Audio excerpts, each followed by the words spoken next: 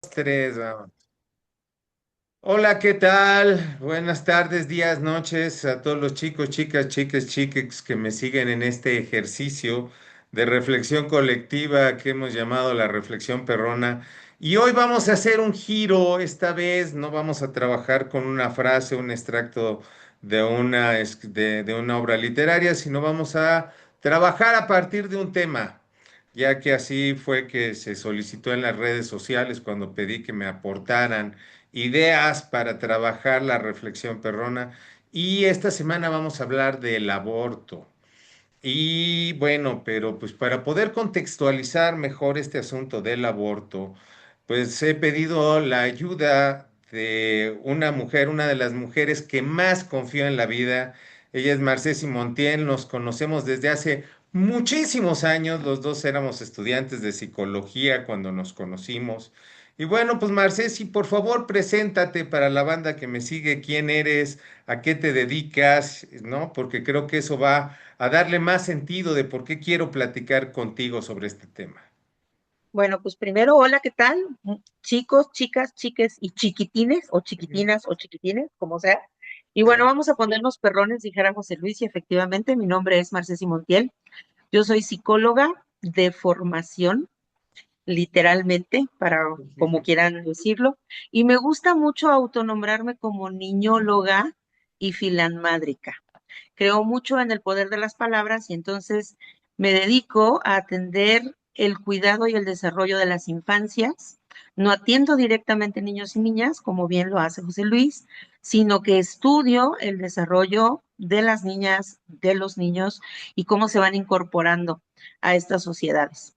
También me gusta llamarme filanmádrica porque tengo un particular aprecio y admiración alrededor de todos los procesos maternantes que pasamos las mujeres.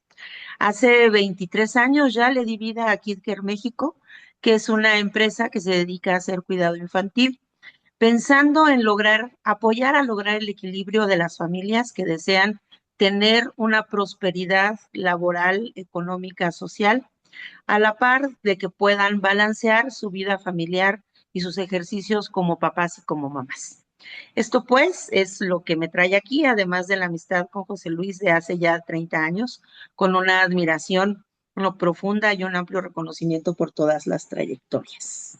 Gracias. Pues bueno, entonces en este sentido me pareció importante poder dividir esta conversación como en dos partes y la primera parte hablar de la maternidad, porque creo que hoy en día vivir la maternidad es algo bastante complejo. ¿No? Y que, bueno, pues también hay hombres que me siguen y que creo que es importante que también entiendan esta parte, ¿no? Que tengan esta posibilidad, sobre todo porque muchos de los que me siguen son mis alumnos, son psicólogos en formación o en el inicio de su práctica, que pues se van a enfrentar con estas situaciones de la maternidad. Entonces, pues va la primera pregunta. ¿No? Desde tu punto de vista, ¿cómo se construye la relación madre-hijo? ¿Cómo se construye esta parte que llamamos maternidad? Ok, voy a empezar, espero dar respuesta a la pregunta, pero voy a empezar un poquitito atrás. Ujú, Ah, antes de tener la maternidad como tal, es todo un fenómeno que no empieza en el momento que se da luz o que no empieza cuando se pare, cuando llega el momento del parto. El fenómeno viene desde muchísimo más atrás como fenómeno ujú, y tiene que ver con la idea de la concepción.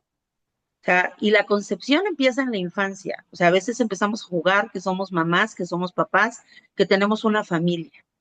Y desde ahí empezamos a construir esta idea de una maternidad o una paternidad. No ujú, están separadas las unas de las otras, ¿no? Lo que hace diferente el proceso psíquico de ser madre y el proceso psíquico de ser padre es la gestación, porque impacta tanto la idea de voy a ser mamá como impacta la idea de voy a ser papá. Lo que pasa es que psíquicamente los procesos se dan en el cuerpo de manera diferente. Al cuerpo del varón no le pasa nada durante la ¿no? gestación y entre comillas no le pasa nada porque hay teóricos y hay algunos experimentos que aseguran que en los besos, que en la compañía, que en la presencia del momento gestacional hay muchas hormonas y aromas que se transmiten durante el proceso de la gestación. No nos metamos tanto a eso, Pues ni tanto, mira, sino yo que confirmo, el primer trimestre del embarazo de mi ex esposa me la pasé vomitando. es No, o correcto. sea, sí, sí, sí, el caldo de hormonas en la cual si uno se involucra al estar en contacto con una mujer embarazada también te afecta. Yo supongo que depende de ciertos niveles de sensibilidad, pero a mí Sí, tuve la oportunidad de involucrarme bastante, sí, o sea, sí te puedo decir que el primer trimestre me la pasé vomitando cuando no tengo ningún problema estomacal, o sea, yo tengo estómago de chilango. No, si puedo ajá, comer tacos saliendo del metro, Hidalgo, no tendría por qué pasármela vomitando y sin embargo, sí resentí esa primera parte en el trimestre. exacto. O sea, el impacto, o sea, vamos a pensarlo de esa manera. Tienes un impacto que algo te dice, o sea, el médico, el laboratorio, lo que sea, te dice, vas a ser papá, ¿no? Ahí pasa algo en la psique, en la vida psíquica, pasa algo. Lo mismo pasa, vas a ser mamá, en la vida psíquica pasa algo.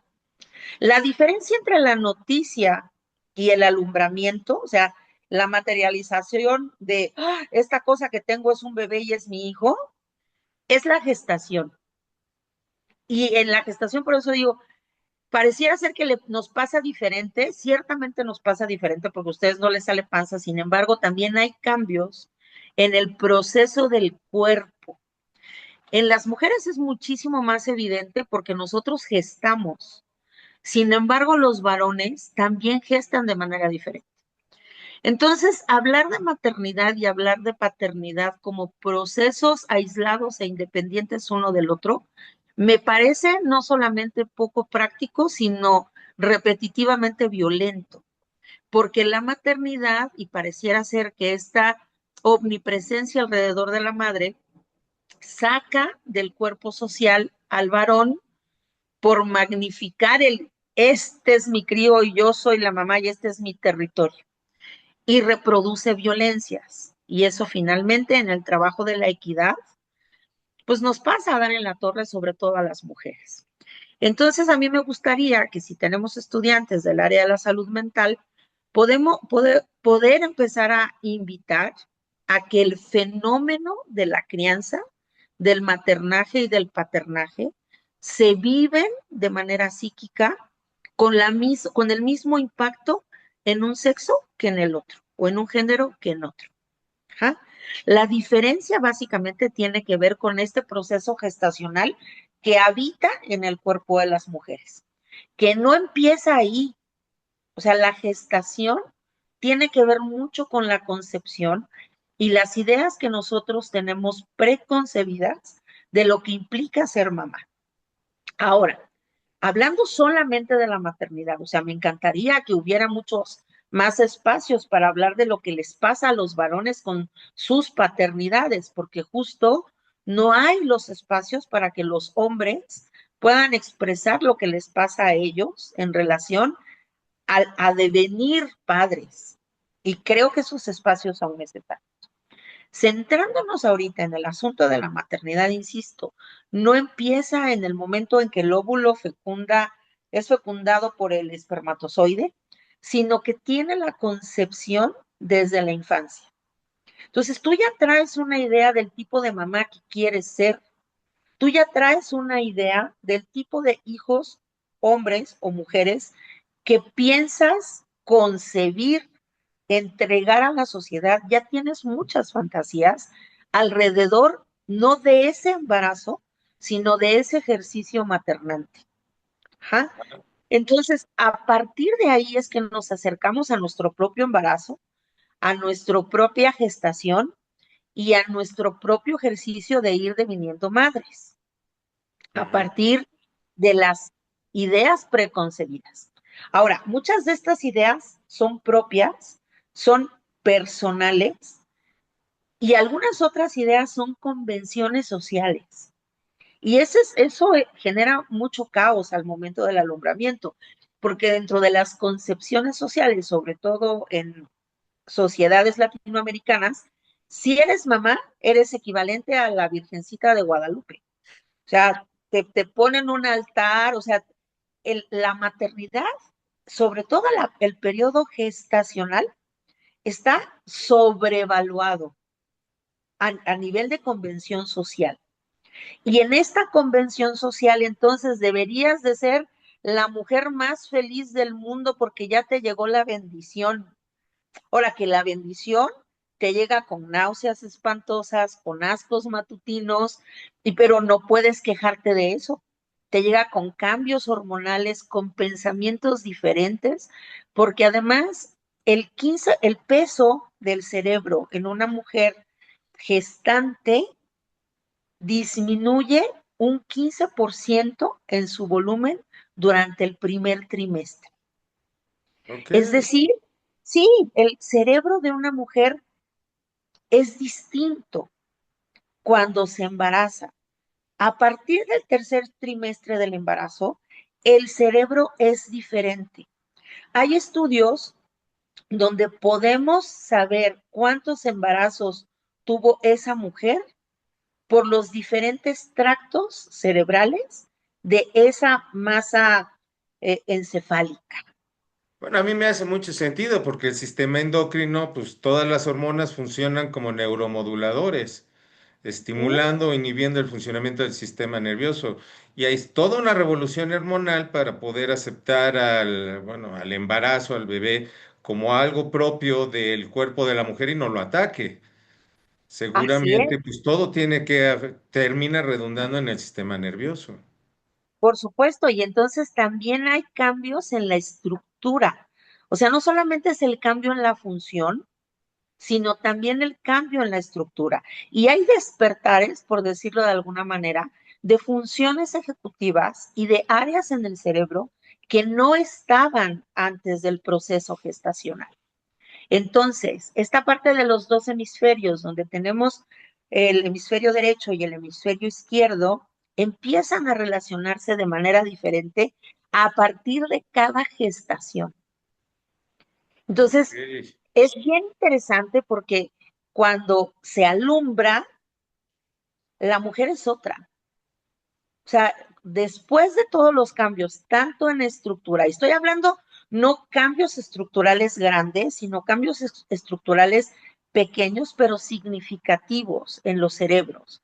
Y entonces, cuando se empieza a estabilizar el cerebro, porque también hay podas neurales durante el periodo gestacional, claro que eres una nueva persona y además te tienes que empezar a conocer otra vez, porque no eres la misma. Ok. Evidentemente, no eres la misma persona. Eso es lo que pasa a nivel biológico. A nivel neuropsicológico, no eres la misma persona. Tu cerebro está cableando diferente a partir del tercer trimestre de ese embarazo. O sea, ahora imagina si tienes dos hijos o si tienes tres hijos. O sea, la reconstrucción de tu identidad es profunda. Y Ok. de esas son cosas que hablamos poco y que O al nada, hablarlas de poco, hecho, ¿no? O sea, bueno, esta es la exacto, primera vez que yo tengo esta conversación. ¿no? Digo, me hace Y mucho sentido ahora, pero bueno. claro, Ok, entonces, déjame perdón, te contextualizo la segunda pregunta y vamos concatenando cosas, ok, ¿no? Porque mira, la siguiente tiene que ver con un tema que doy en la materia de psicopatología, que es desarrollo de la personalidad. Curiosamente, el libro que uso fue escrito por un hombre. Y me hizo mucho clic que en este cuatrimestre releer una frase donde él planteaba que algo parecido a lo que tú me dices, pero con mucha más superficialidad y también, pues como yo lo entendí, me hizo una especie de cortocircuito. Porque lo que Cameron plantea efectivamente es que el vínculo madre-hijo empieza desde antes de que nazca, desde la vida en el útero.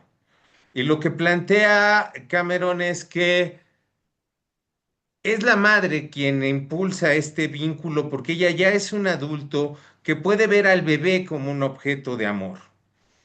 ¿Sale? mm, ok, es Bueno, eso es lo que interesante. plantea el señor Cameron. Sí, Sí, Segundo, a mí me hace pensar, y esto lo platicábamos antes de reunirnos, que este vínculo está muy rodeado por fantasías.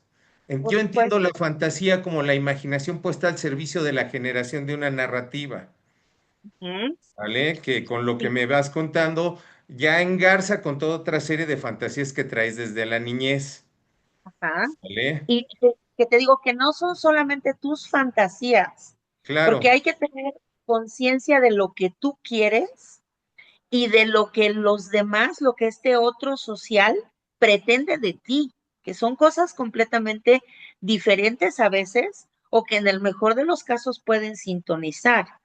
Pero a mí me gustaría un poco hablar del, más que de la imaginación, de ujú. lo imaginario, A ver, que es, cuéntame. o sea, es como muy sutil esta parte, porque a veces la imaginación la podemos confundir con la fantasía. Ujú. Y no, yo puedo tener fantasías y no estoy hablando de lo que pasa en mi mundo, de lo imaginario. Lo imaginario tiene que ver con las imágenes que Ok, han sido sembradas o han sido puestas de una manera estructurada para poder sentar ahí las bases de mi personalidad y de mi subjetividad. Entonces, estas imágenes, por eso no me gusta hablar de la imaginación porque pienso más en la fantasía, sino claro. la imagen tiene muchísimas más narrativas. O sea, cuando yo digo madre, esa imagen que a cada uno de tus oyentes les llega, les representa algo particular a esa subjetividad. Cuando yo digo mi mamá, esa imagen le representa algo muy particular a ese oyente, a ese quien la escucha. Cuando yo digo mi mamá cuando estaba yo en el kinder, es otra imagen. Mi mamá enojada es otra imagen. Yo mamá es otra imagen.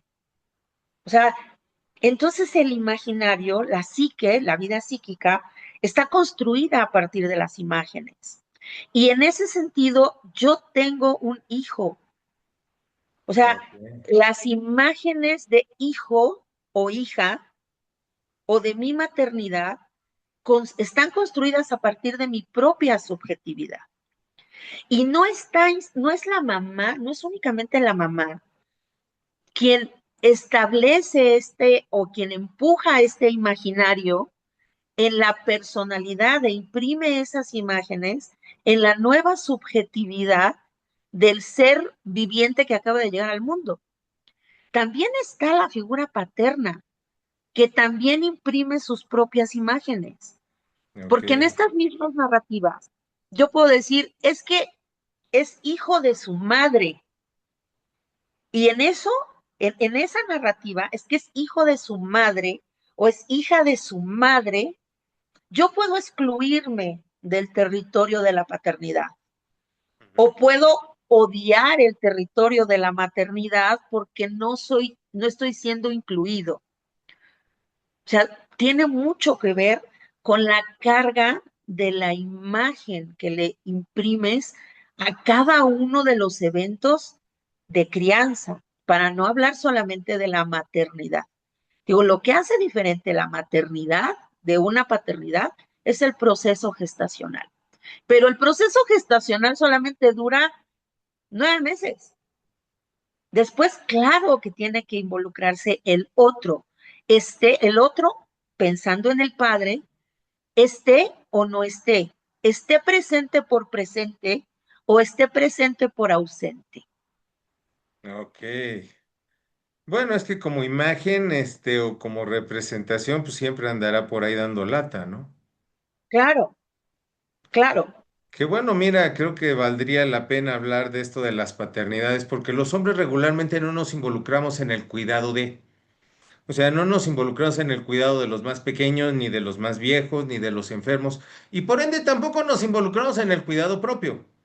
es correcto. Yo siempre lo digo, o sea, uno como hombre va al médico cuando la bolita que detectaste de este tamaño ya es del tamaño de una pelota de béisbol.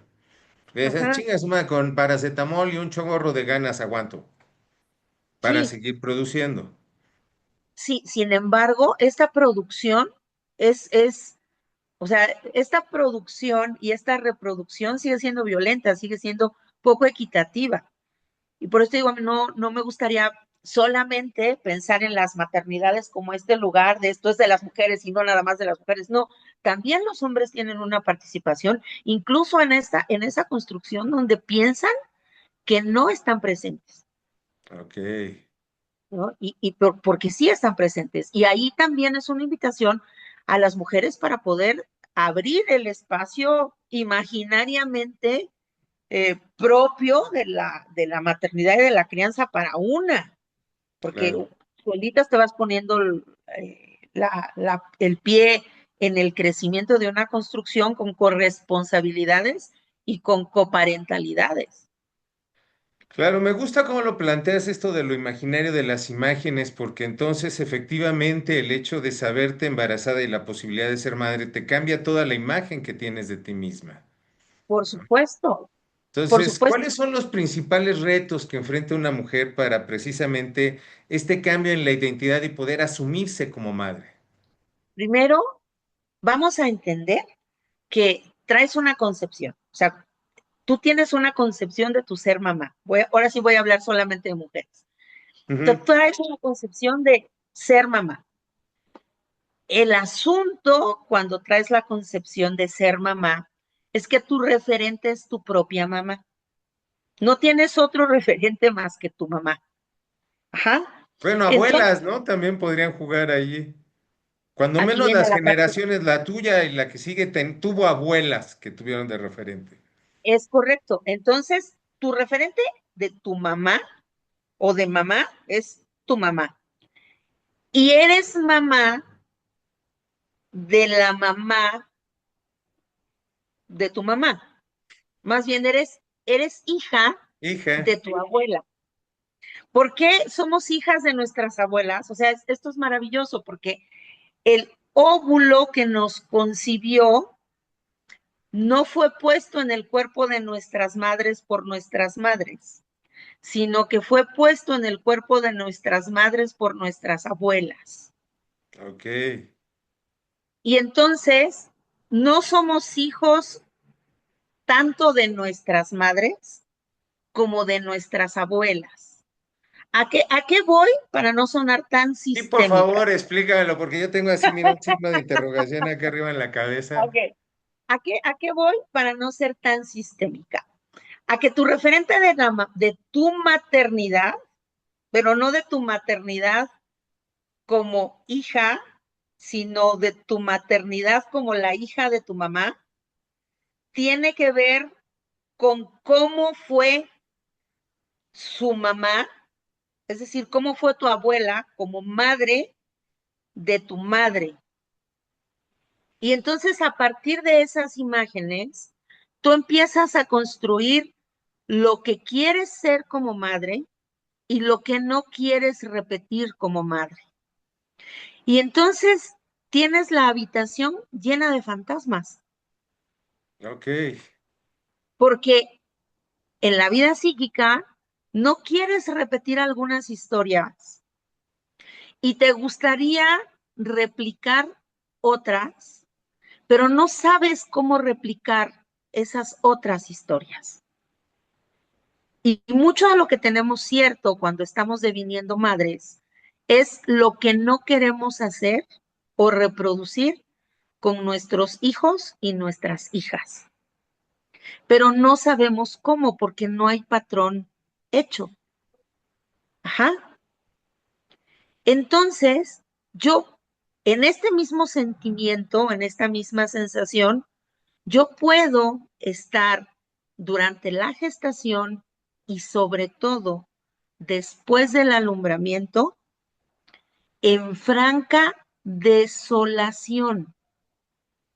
Y eso es esperado, no solamente esperado por la vida psíquica, sino también por el ajuste hormonal. Ok. Voy, voy a explicarlo y eso es importante también que lo sepan los varones, porque a veces dices, es que no entiendo por qué mi mujer en embarazo es tan aprensiva, es tan fijada de muchas cosas. Se convirtió en una neurótica de la noche a la mañana. Es extremadamente exigente en algunas Mm. maternidades o es completamente apática o me la cambiaron. O sea, esto se está transformando en Sí, sí, sí. alguien que yo no conozco. Y es este proceso natural, y cuando digo natural, no es que sea algo bonito, sino es como el cauce del río, se tiene que atravesar por ahí, Sí. tiene que pasar. Y pasa porque estoy deconstruyendo una identidad que no estaba dispuesta para mí hasta el momento de estar gestando. Es decir, antes de, está usted embarazada y después del tercer trimestre del el embarazo, cuando ya no hay marcha atrás, Ujú. aparentemente, es oficial, voy a ser mamá. ¿Y eso qué significa?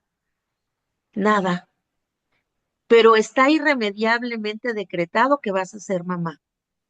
¿Cuál es mi referente? Mi mamá. Uy, en la torre. No todo lo de mi mamá lo quiero para mi hijo o para mi hija. Y mi mamá aprendió a ser mamá de mi abuela, allá en la torre. No todo lo de la maternidad de mi abuela lo quiero para mi hijo o para mi hija. Entonces, ¿qué quiero ser para otro? Y no pasa porque quiero ser para mí, aunque sí lo atraviesa. Por eso digo que es esta parte de desolación, porque yo estoy pensando en quién quiero ser para el otro que todavía no está afuera, está adentro. Ok. Pero todo lo que yo quiero ser para ese otro abre mi carencia, porque me hace saber todo lo que no tuve, Mira, ni de mi mamá, ahí me da pie ni de para mi algo, abuela. ¿no? La siguiente pregunta que me inquieta mucho. Hablando de estas imágenes, yo tenía la idea, cuando menos a partir de lo que refleja la literatura, es que las mujeres durante cientos de años se educaron entre mujeres. O Ajá, sea, había grandes comunidades de mujeres por la familia, las amigas, las vecinas, que le enseñaban a las mujeres cómo ser mujeres, ¿no? De entrada la parte del parto, pues ¿quién le enseñaba a parir a una mujer? Pues otra mujer, cuando menos todavía 3 generaciones atrás. 2 generaciones para acá ese conocimiento se lo apropió la medicina. Y hoy en día ya ninguna mujer sabe parir en casa, pero me queda claro que muchas de nuestras abuelas sí sabían parir en casa. ¿Quién les enseñó? ujú, Otra mujer. Y había mujeres dedicadas al apoyo de mujeres para ese tránsito. ujú, Y no solamente se han perdido saberes, creo que en la actualidad se ha perdido mucho esa comunidad. Ya las así es. mujeres no tienen esas grandes comunidades como las que podíamos ver reflejadas en novelas desde, no sé, Mujercitas, todas las de Jane Austen y demás, que veías este conjunto de mujeres guiando a otras mujeres. Las historias de nuestras abuelas o nuestras bisabuelas, los que llegamos a tener, aunque sea referentes de referentes, pues te hablaban mucho de ese grupo de mujeres. Hoy en día el mito de la autosuficiencia, de yo puedo todo nada más echándole un chorro de ganas, pues creo que las mujeres se han comprado ese discurso que es plenamente masculino. Y yo veo hoy con mis alumnas y con las que deciden tomar terapia conmigo y que están en el proceso de la maternidad, que la están viviendo desde mucha soledad y desde mucha desesperación porque no están contando con ese ejército que antes tenían, que le permitían esta vinculación con el bebé de una manera más plena, ¿no? Pero no sé tú cómo lo veas, digo, yo ya contextualicé lo que veo y lo que entiendo, pero tú cómo lo ves. Sí, yo creo que básicamente, mira, todas las maternidades son solitarias y todas las maternidades han sido solitarias de toda la vida. O sea, tu maternidad es tuya y es en soledad, por decirlo de alguna manera.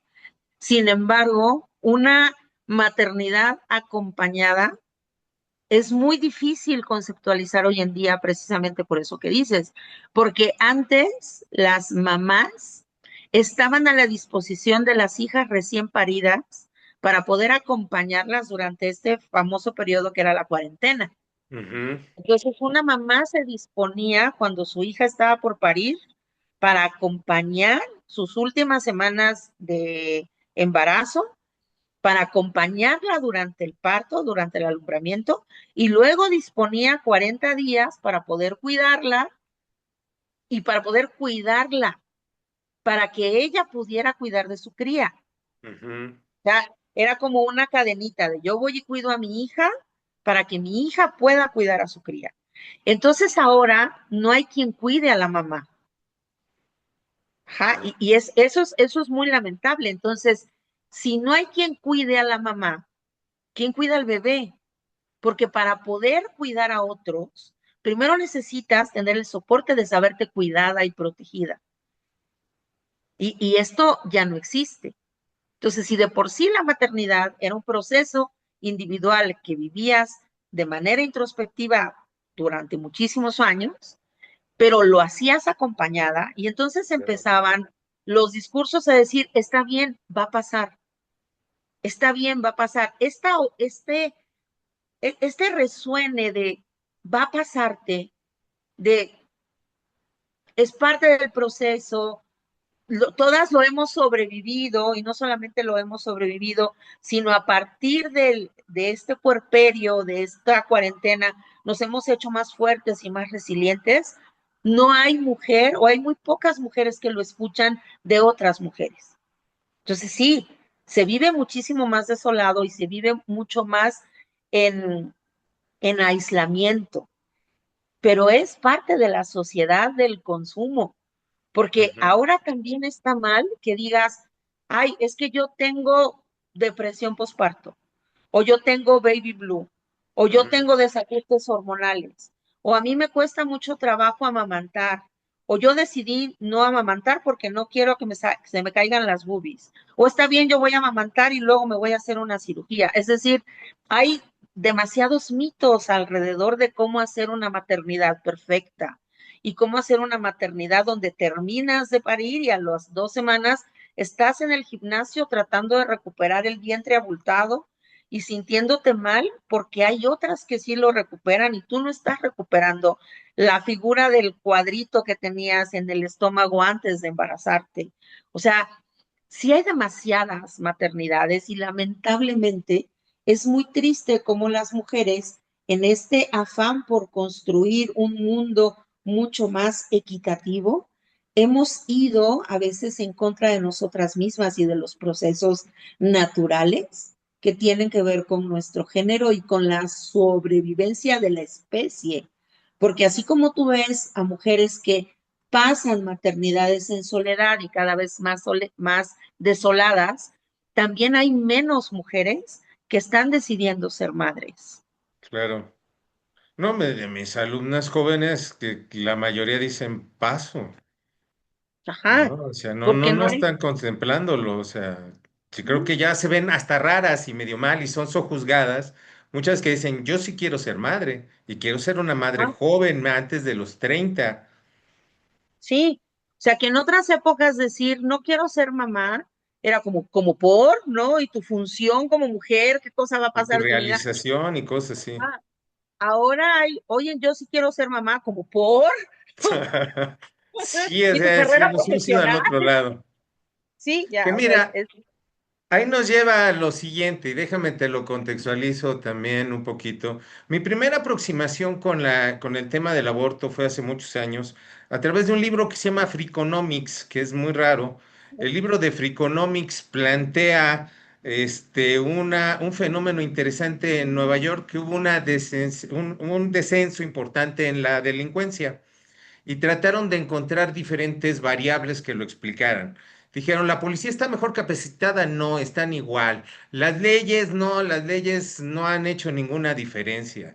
Mejor economía, no, estamos más jodidos. Entonces, y lo único que encontraron que correlacionaba bien era que 20 años antes, en 1970 y tantos, porque el descenso se dio en los 90, se legalizó el aborto. Ok. Y hace la comparación con la extinta Yugoslavia, donde ahí se dio una política de crecimiento de la población. Y 20 años después, en la década de los 90, hubo una revolución social, malestar, ¿no? El derrocamiento de Ceausescu y todos lo vimos en los 90 jugando fútbol con su cabeza en las calles, o sea, una cosa horrible. Entonces, básicamente desde el punto de vista de la economía, lo que decían es, híjoles, pues suena horrible, pero hay menos delincuencia porque nacieron menos delincuentes. Porque cuando una mujer decide abortar, y esa es parte de la frase del libro, es porque tiene muy buenos motivos para hacerlo. ¿No? Esto es Ujú, visto desde la economía y desde la sociología. Parece ser que es una buena idea legislar sobre de eso y abrir la posibilidad de que las mujeres decidan sobre su cuerpo y sobre su vida. Pero bueno, pues tú y yo trabajamos en el campo más cercano, en la vivencia de las mujeres que abortan, y yo veo que no está tan fácil. De hecho, la pregunta y el motivo por el cual estamos abriendo esta reflexión es por una pregunta que me dejaron en redes sociales, ¿no? De si efectivamente el aborto es algo que le puede generar a las mujeres una sensación de estar como muertas en vida, o si esto es un mito o no sé. Entonces, va, primera pregunta al respecto. ¿Tú qué piensas? ¿Por qué una mujer puede tomar la decisión de abortar? ok. Porque puede. O Ujú. sea, es Ok, como muy sencillo, ¿no? Porque puede. Pero para poder se necesita justo poder. ok. Entonces, contextualicemos. El aborto es un evento y como todo evento genera un impacto en la vida psíquica de quien lo decide o de quien no lo decide. O sea, cuando pasa por tu cabeza en la vida psíquica de una mujer, hablando solamente de las mujeres, porque insisto, a los hombres también les impacta la decisión de se aborta o no se aborta. ¿Ah? Pero centrémonos en las mujeres, porque a las mujeres nos toca el proceso gestacional, no Ujú, por otra cosa. Si estamos hablando de que el aborto es un evento, depende de la estructura psíquica de la mujer el impacto de este evento. El aborto en realidad no es otra cosa más que un evento que determina la suspensión de un proceso gestacional.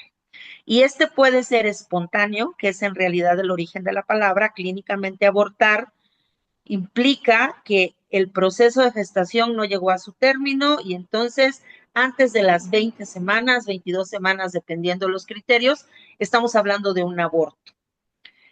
En otro momento se habló de los abortos inducidos. ujú, Y de este aborto inducido era, yo estoy tomando la decisión de suspender el proceso gestacional. Y sigue siendo un evento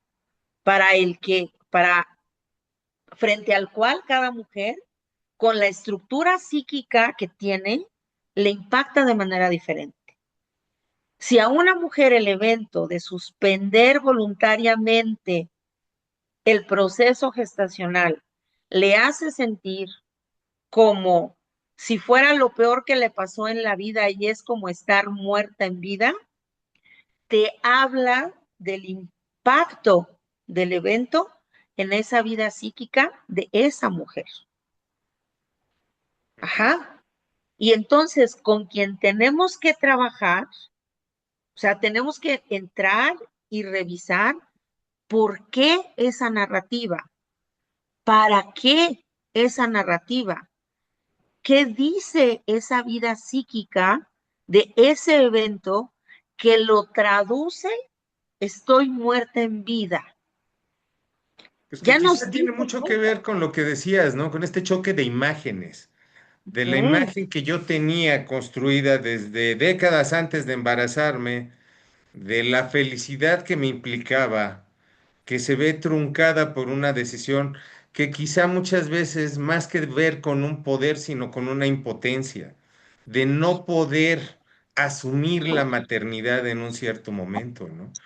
Quizá cuando es un acto de, como dices, de poder, de decir, yo decido sobre mi cuerpo, y este no es un momento en el cual yo quiera asumir la maternidad como acto de voluntad y de, pues sí, quizá, aunque pueda tener un impacto físico, el impacto psicológico es menor. Pero cuando es por impotencia, porque no puedo ser madre, porque no tengo la economía, no tengo la madurez, no tengo el apoyo, me da un chingo de miedo. Creo que es allí donde te parte, ¿no? En esa vida psíquica. Ujú. O sea, no, vamos, no podemos generalizar, o la Ok, invitación es sería correcto. básicamente a no generalizar el evento y que a todo mundo le impacta de la misma manera. O sea, siempre va a ser una invitación para revisar cuál es la narrativa de ese mundo psíquico a partir del suceso del evento. Porque también mucho es cómo nos contamos la historia que nos contamos. El lenguaje tiene muchísimas aproximaciones y el lenguaje le da posibilidad a revisar la imagen que tienes. O sea, si yo digo aborto, vamos, nadie planea abortar. Es decir, no vas y tienes relaciones sexuales con el amor de tu vida pensando que vas a abortar. Ujú. Si eso es así, estamos hablando también de una vida psíquica y de un mundo psíquico donde también tendríamos que preguntarnos, bueno, ¿y por qué estamos pensando en la posibilidad de un aborto a partir de esta relación de pareja? ¿Qué pasa en ese vínculo? ¿Qué pasa conmigo? ¿Desde dónde me relaciono? ¿Para qué me estoy relacionando así? Etcétera. Pero en lo más amplio del espectro, no planeas abortar. O Ok. sea, tienes un evento frente al cual debes de tomar una decisión. Y esa decisión puedes decirle, y ahí va la impresión de la imagen, puedes decirle aborto o puedes decirle, he decidido interrumpir legalmente el embarazo. Para las constituciones donde está permitido. Y el evento es exactamente el mismo. Ok. Pero no es lo mismo decir aborto en la Ciudad de México, donde la invitación va a ser interrupción legal del embarazo, a decir aborto en Guanajuato, porque Ya. entonces en Guanajuato implica la persecución de un delito por esta impresión, por esta imagen que representa la palabra aborto. Entonces, si para alguien le representa a este evento un momento en el que requiere apoyo, compañía, escucha, no juicio, contención, reconstrucción o deconstrucción de su identidad, es importante que vaya un proceso psicoterapéutico, definitivamente. Y aquí, seas hombre o seas mujer, porque también yo he tenido en consulta varones impactados por la decisión de suspender un embarazo de una pareja, porque tal vez no tenían un buen vínculo con la pareja, pero sí querían ser papás. Y entonces en estos ejercicios territoriales del cuerpo también se impacta a los varones y también se impacta a la parte social, porque tú puedes decir en algún espacio social, estoy pensando, estoy embarazada y no sé si lo voy a tener o no lo voy a tener. Porque ojalá, igual que el embarazo, se quedara solamente en la parte íntima y privada. No, el aborto también es un asunto público y también es un asunto que tiene que ver con políticas públicas y por supuesto que tiene que ver con el impacto en la economía. No estamos separados. O sea, a veces pensamos que lo que pasa en salud mental o en nuestras intimidades del hogar no impacta a nivel económico. Y por supuesto que impacta en los niveles económicos y no los niveles económicos pequeños, o sea, en los macro niveles. Por eso se legisla. O sea, en algunos estados y en algunas ciudades había muertes por estas interrupciones del embarazo de manera clandestina, poco higiénicas y poco seguras. Por eso se legisló. Claro. Lamentablemente hay algunos estados donde no puedes interrumpir legalmente un proceso de gestación. y le sigues diciendo aborto y tiene una carga social y en consecuencia una carga psicológica que impacta a tu mundo psíquico de manera diferente si decides insisto, ¿no? Si decides interrumpir el embarazo en la Ciudad de México o te tocó la mala fortuna de estar embarazada y decidir que no quieres darle continuidad a ese embarazo y vives en Nuevo León. Es que fíjate, en esto de lo imaginario, las imágenes, la fantasía y todo esto, yo podía decir, o esta era una de las ideas que yo traía, y ahorita me das una herramienta bien importante, porque aunque juegue lo imaginario, aunque juegue la imaginación, esto produce emociones y sentimientos, y esos son reales. Porque lo sientes Claro, desde el cuerpo, la vivencia de la afectividad, por más que venga desde un imaginario individual o colectivo, te va a generar un sentimiento. Y perfecto. definitivamente, cuando menos a mí en este instante, no me genera el mismo sentimiento decir aborto a decir interrupción legal del embarazo. Es La correcto. primera me genera una sensación así como de aprensión, como de, ay, güey, algo se muere por dentro. Y la Ajá. segunda sí me da una sensación de poder y de decisión, ¿no? Ujú, De cierta propiedad, ¿no? Sobre el cuerpo y sobre la posibilidad de elegir. La segunda no. ujú. Y la segunda también, o más bien, el aborto tiene sus matices, por eso pasa, atraviesa por la subjetividad. Como profesionales en la salud mental, debemos de saber que estamos construidos efectivamente por creencias, por pensamientos, por sentimientos, por sensaciones y por emociones. O sea, finalmente, esos son nuestras cosas con las que trabajamos, ¿no? Y eso nos atraviesa como profesionales de salud mental frente a la narrativa que nos trae cada uno de nuestros pacientes. Ahora, ¿qué les significa cada una de las palabras? Porque yo puedo creer algo o sentir algo o pensar algo sobre la narrativa del otro, pero no es mío.